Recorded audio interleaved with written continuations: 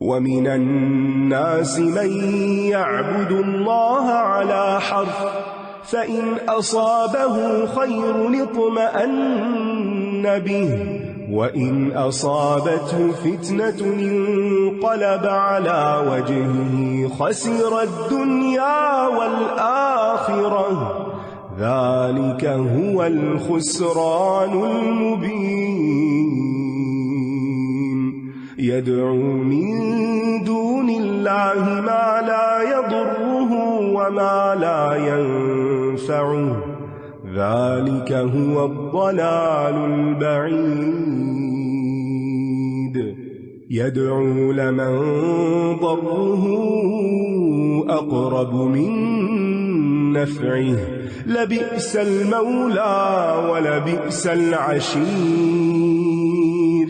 إن الله يدخل الذين آمنوا وعملوا الصالحات جنات تجري من تحتها الأنهار إن الله يفعل ما يريد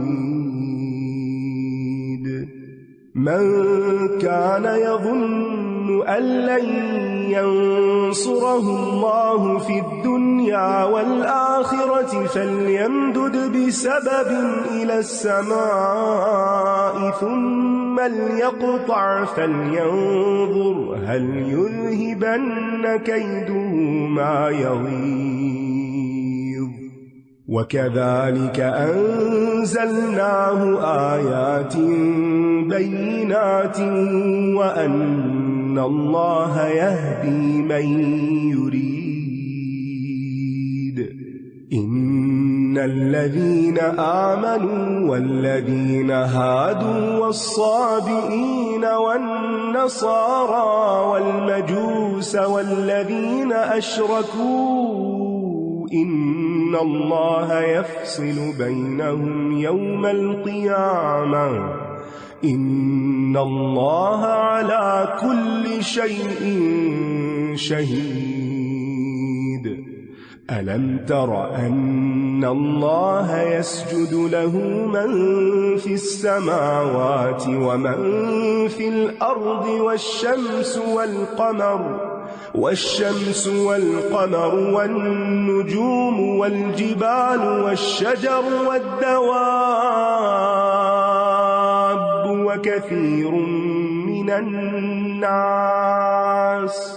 وكثير حق عليه العذاب ومن يهن الله فما له من مكرم إن الله يفعل ما يشاء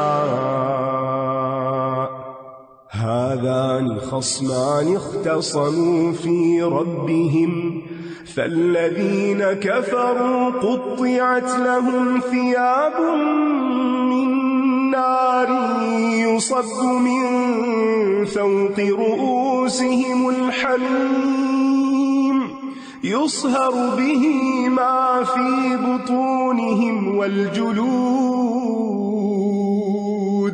ولهم مقامع من حديد كلما أرادوا أن يخرجوا منها من غم أعيدوا فيها وذوقوا عذاب الحريق। और लोगों में कोई ऐसा भी है जो किनारे पर रहकर अल्लाह की इबादत करता है, फिर अगर उसे कोई भलाई पहुंचती है तो उस पर मुतमईन हो जाता है, और अगर उसे कोई आजमाइश आ पहुंचे तो वो मुंह मोड़ जाता है। उसने दुनिया और आखिरत का नुकसान उठाया, यही खुला खसारा है। यानी जो शख्स दरमियान में रहता है, न इधर न उधर, तो वो किसी तरफ का भी नहीं होता, और खास तौर पर जिसके दिल तक ईमान ही न पहुंचे। कुछ लोग ऐसे होते हैं जो दीन में आने के बाद अगर उनको कोई फायदा पहुंचता है तो उनको दीन अच्छा लगता है, और अगर फायदा न पहुंचे तो दीन को ही तान करने लगते हैं, दीन को ही बुरा भला कहने लगते हैं। तो हम सबको भी अपने अंदर झांक के देखना चाहिए कि हमारे दिल में दीन की कितनी कदर है, और अगर दीन के रास्ते पे चल के कोई मुश्किल आ जाती है तो हमारे दिल की कैफियत क्या होती है।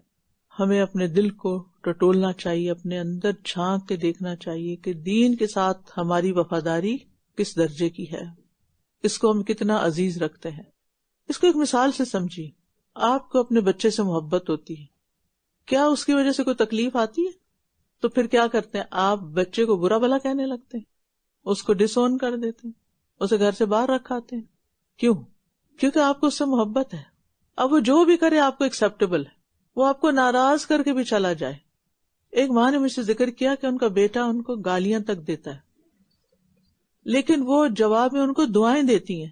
سبحان اللہ، ایسے ہوتے ہیں۔ بعض اوقات کوئی ذہنی تکلیف ہوتی ہے، کوئی وجہ ہو سکتی ہے، اور جب اللہ کا ڈر نہیں ہوتا تو انسان جو چاہے کرے۔ پھر تو کیا پھر بھی مائیں ڈس اون کر دیتی؟ نہیں، وہ پھر بھی دعائیں دیتی، جفا کے بدلے وفا اور دعا۔ لیکن ایسا کیوں ہے کہ جب ہمیں کوئی تکلیف پہنچتی ہے تو وہاں اللہ کے بارے میں ہمارا گمان شیکی ہو جاتا ہے، اچھا نہیں سوچتے اللہ کے بارے میں، حالانکہ یہ ایمان کا حصہ ہے۔ ہم دین کو، قرآن کو، دین کی مجالس کو، دین پڑھانے والے، ان سب سے پر بدگمان ہونے لگتے ہیں، اپنی عبادت کے بارے میں شیکی ہو جاتے ہیں۔ تو اس کا مطلب ہے نا کہ وہ جو کر رہے تھے وہ کسی کنوکشن کے ساتھ نہیں تھا، کسی محبت کے ساتھ نہیں تھا، بس ایسے ہی مجبوری میں تھا۔ جس کو کسی چیز سے محبت ہوتی ہے، جیسے پھول سے محبت ہے نا، پھول توڑتے ہو کانٹا بھی چبھ جائے تو آپ پرواہ نہیں کرتے کہ میں نے پھول پا لیا۔ اور اس دنیا کا نظام ہی ایسے ہے کہ یہاں ہر چیز کے ساتھ تکلیف ہے اور ہر تکلیف کے ساتھ آسانی ہے۔ لہذا اگر دین میں آنے کی وجہ سے، دین کے کسی حکم پر عمل کرنے کی وجہ سے، حجاب کی وجہ سے رشتہ نہ آئے یا کوئی اور مسئلہ کھڑا ہو جائے، جاب چلی جائے، تو دین کو برا بھلا نہیں کہیں، اپنی کسی اور غلطی کو دیکھیں، یعنی وجوہات اور تلاش کریں، اللہ سے مدد مانگیں۔ اللہ کی ذات پرفیکٹ ہے، کامل ہے، اس کا دین کامل ہے، وہ کسی پہ ظلم نہیں کرتا، اس کا ہر فیصلہ خیر پر مبنی، اس کی تقدیر حکمت پر مبنی، اس کی مشیت کے پیچھے حکمت ہوتی ہے۔ ہمیں اللہ کے بارے میں اپنا گمان ہمیشہ اچھا ہی رکھنا چاہیے، ہر معاملے میں کہنا چاہیے اس میں کوئی خیر ہوگی۔ جو شخص پازیٹو سوچتا ہے، خیر کی بات زبان سے نکالتا ہے، پھر اس کے لیے خیر ہی خیر ہوتی ہے اور بے پناہ خیر ہوتی ہے، اور جو اس آزمائش میں فیل ہو جاتا ہے پھر اس کے لیے شر کا دروازہ کھل جاتا ہے، دنیا کا بھی نقصان، آخرت کا بھی نقصان۔ تو دین کو دنیاوی مفادات کے تابع نہ کریں کہ دنیا کا فائدہ ہوگا تو دین پکڑیں گے اور نہیں تو چھوڑ دیں گے، اور صرف اپنی خواہشات کی وجہ سے عبادت نہ کریں یا دنیا کے مقاصد پانے کے لیے عبادت نہ کریں۔ جب تک ہمارا ایمان کمزور ہوتا ہے نا تو ہمیں ایمان کی لذت اور مٹھاس حاصل نہیں ہوتی۔ جب کسی چیز کے ساتھ انسان کا گہرا تعلق ہوتا ہے نا، جیسے کہ محبت کا تعلق ہوتا ہے، تو پھر اس کے اندر ایک چاشنی ہوتی، ایک لذت ہوتی۔ بھوکا رہنا کسی کو پسند ہے، لیکن روزے کی حالت میں کتنا اچھا لگتا ہے، جتنا بھی لمبا روزہ ہو جائے ایک خوشی ہوتی۔ تو اس میں انسان اپوزٹ چیزوں کے ساتھ تکلیف میں بھی اللہ کا شکر گزار ہو رہا ہوتا ہے، اس میں بھی اس کو راحت نظر آ رہی ہوتی ہے۔ تو ہمیں اپنی عبادتوں کو خالص کرنا ہے اللہ کے لیے۔ وَمَا أُمِرُوا إِلَّا لِيَعْبُدُوا اللَّهَ مُخْلِصِينَ لَهُ الدِّينَ، دنیاوی مفادات کے حصول کے لیے نہیں۔ اور اگر کوئی ایسا کرے گا تو نہ دنیا رہے گی نہ آخرت، خسرت دنیا والآخرہ۔ تو اب دیکھیے کہ دنیا کے نا 3 حصے ہیں، ایک جس میں ثواب ہے، دوسرا جس میں حساب ہے، اور تیسرا جس میں عذاب ہے۔ ثواب والا حصہ کون سا ہے؟ جس کے ذریعے انسان بھلائی تک پہنچتا ہے، برائی سے نجات پاتا ہے، مثلا آپ کا مال، آپ کی سواری، آپ کی حلال روزی۔ حساب والا وہ جس کی وجہ سے انسان کسی حکم کی ادائیگی سے غافل نہ ہو اور اس کی طلب میں کسی ناجائز کام کا ارتکاب نہ کرے۔ اسی لیے آپ دیکھیں کہ جو اغنیاء ہوں گے ان کا حساب طویل ہوگا فقراء کی نسبت۔ اور عذاب والا حصہ کون سا کہ جس کی وجہ سے انسان گناہوں میں مبتلا ہو جاتا ہے، وہ اللہ کے سوا اس چیز کو پکارتا ہے جو نہ اسے نقصان دے سکتی ہے اور نہ ہی کوئی نفع۔ یہی دور کی گمراہی ہے۔ وہ اسے پکارتا ہے جس کا نقصان یقیناً اس کے نفع سے قریب تر ہے، یقیناً وہ بہت برا دوست اور بہت برا ساتھی ہے۔ یعنی غیر اللہ کو پکارنے کا نقصان بتایا جا رہا ہے۔ بدترین دوست اور برا ساتھی کیوں؟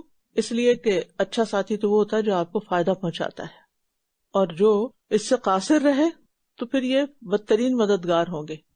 آپ کے گھر میں اچھے سے اچھا کوئی ٹول ہو لیکن وقت پر کام نہ کرے تو کیا ہوتا ہے؟ بیکار ہے۔ کیا کرتے ہیں؟ اس کا اٹھا کے پھینک دیتے، چاہے اس کی شکل و صورت کتنی اچھی، کیونکہ وہ اب آپ پہ کیا ہے؟ بوجھ۔ بے شک جو لوگ ایمان لائے اور انہوں نے نیک عمل کیے، اللہ ان کو ایسے باغات میں داخل کرے گا جن کے نیچے نہریں بہتی ہیں. بے شک اللہ جو ارادہ کرتا ہے وہ کر کے رہتا ہے، چاہے ہم چاہیں یا نہ چاہیں وہ کام ہو جاتا ہے. ہمیں سوچنا چاہیے ہماری زندگی کہاں لگ رہی ہے اور ہم اپنی آخرت کے لیے کیا تیار کر رہے ہیں، کیونکہ ایمان لا کر نیک عمل مطلوب ہے نا. جو کوئی یہ گمان رکھتا ہے کہ اللہ دنیا اور آخرت میں اس کی ہرگز کوئی مدد نہیں کرے گا، مایوس انسان ہے. تو اسے چاہیے کہ وہ آسمان تک ایک لمبی رسی تان لے، پھر چاہیے کہ وہ اپنے گلے کو اس سے کاٹ ڈالے، پھر دیکھے کیا واقعی اس کی یہ تدبیر اس چیز کو لے جاتی ہے جو اسے غصہ دلاتی، یعنی اپنی تقدیر بدل سکتا ہے، یعنی خودکشی کر لے. تو اس آیت میں اس شخص کو مخاطب کیا گیا ہے جو یہ سمجھتا ہے کہ دنیا میں اللہ ایمان والوں کی مدد نہیں کرے گا، یا اگر وہ ایمان خود لے آیا ہے بظاہر تو مشکلات آ گئی تو کیا کوئی مدد نہیں آنی. ہر چیز کا وقت مقرر ہے نا، اور وہ اسی وقت ہی اچھی لگتی ہے. یعنی جو شخص اللہ کے بارے میں برا گمان رکھتا ہے پھر اسے چاہیے کہ اپنا گلا گھونٹ لے، پھر دیکھے کہ اسے کیا حاصل ہوتا ہے.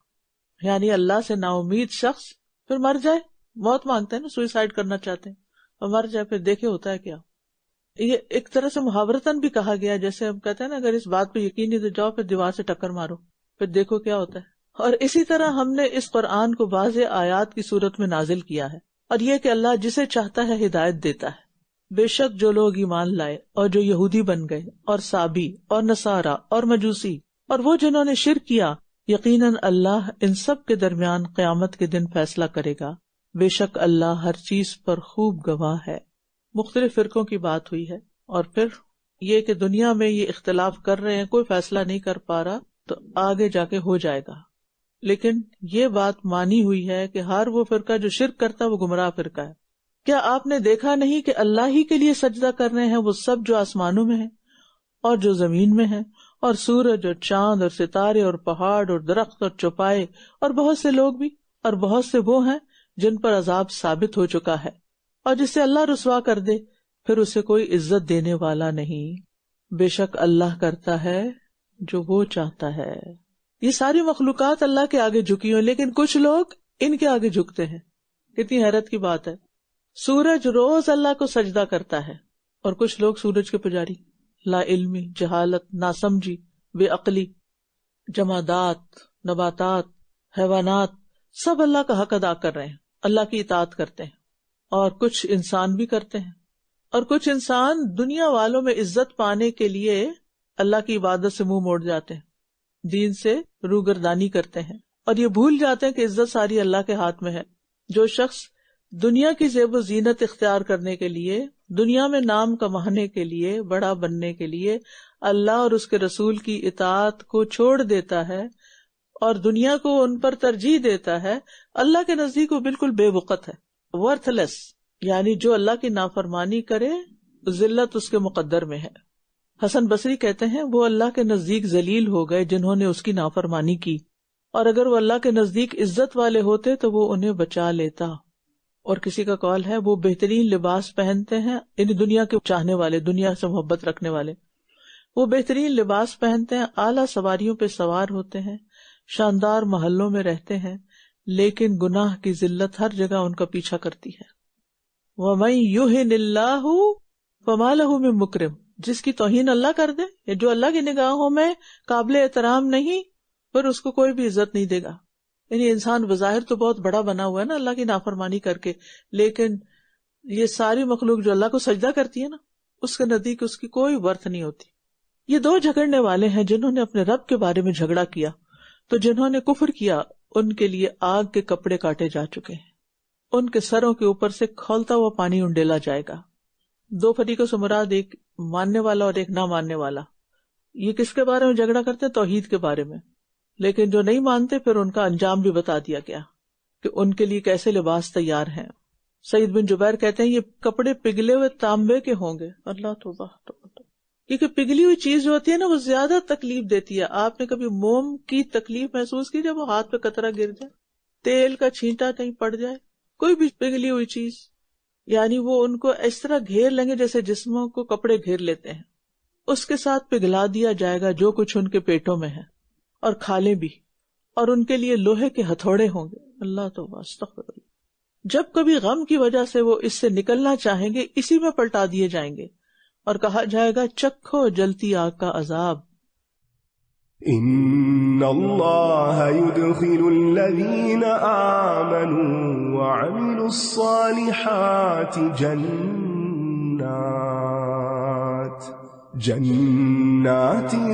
تجري من تحتها الأنهار يحلون فيها من أساور من ذهب ولؤلؤا ولباسهم فيها حرير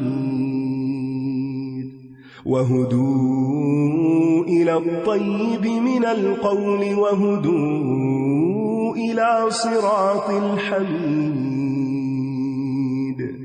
إن الذين كفروا ويصدون عن سبيل الله والمسجد الحرام الذي جعلناه للناس سواء العاكف فيه والباد ومن يرد فيه بإلحاد بظلم نذقه من عذاب أليم. جو لوگ ایمان لائے اور انہوں نے نیک عمل کیے، یقیناً اللہ انہیں ایسے باغات میں داخل کرے گا جن کے نیچے نہریں بہ رہی ہیں. وہ ان میں سونے اور موتی کے کنگنوں سے آراستہ کیے جائیں گے اور اس میں ان کا لباس ریشم کا ہوگا. یعنی اہل جنت کے لیے شاہانہ لباس ہوں گے. وہ پاکیزہ بات کی طرف ہدایت کیے گئے اور تمام تعریفوں والے رب کے راستے کی طرف رہنمائی کیے گئے. نیک اور پاکیزہ کلام جنت کا راستہ ہے. جس کو پاکیزہ کلام کی طرف آنے کی ہدایت مل گئی، اللہ کی طرف راغب ہو گیا، اسے اللہ کا شکر ادا کرنا چاہیے، اللہ ہی کی تعریف کرنی چاہیے. یعنی تعریف جس رب ہی کے لیے ہے اس کی طرف جانے کی رہنمائی کی. اس سے کیا پتہ چل ہدایت کیا ہے؟ کس طرف جانا؟ اللہ کی طرف. خود بھی اللہ کی طرف کا سفر اور لوگوں کو بھی اللہ ہی سے جوڑنا.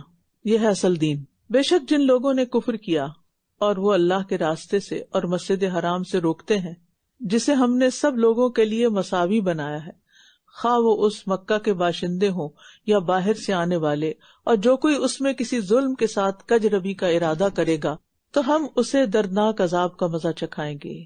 الحاد کا مطلب ہوتا ہے کج ربی اختیار کرنا، یعنی سیدھا جاتے جاتے ٹرن لے لینا یا ایگزٹ لے لینا، سیدھے راستے سے مڑ جانا، موڑ کاٹ لینا. اور یہاں اس سے مراد ہر طرح کی نافرمانیاں، کفر، شرک، سب جو اللہ کے راستے سے ہٹ کے کام کرنے والے ہوتے ہیں، چاہے وہ کبیرہ گناہ ہو چاہے وہ چھوٹے گناہ ہو. اور یہ صرف کفر اور شرک کے معنوں میں ہی نہیں، بلکہ جہاں بھی انسان اللہ کی نافرمانی کرتا ہے وہ کجربی کا شکار ہوتا ہے. اور پھر آپ دیکھیے کہ جنہوں نے کفر کیا وہ اللہ کے راستے سے اور مسجد حرام سے روکتے ہیں. یعنی کہ نبی صلی اللہ علیہ وسلم صحابہ کو صلح حدیبیہ کے موقع پر عمرہ نہیں کرنے دیا گیا تھا.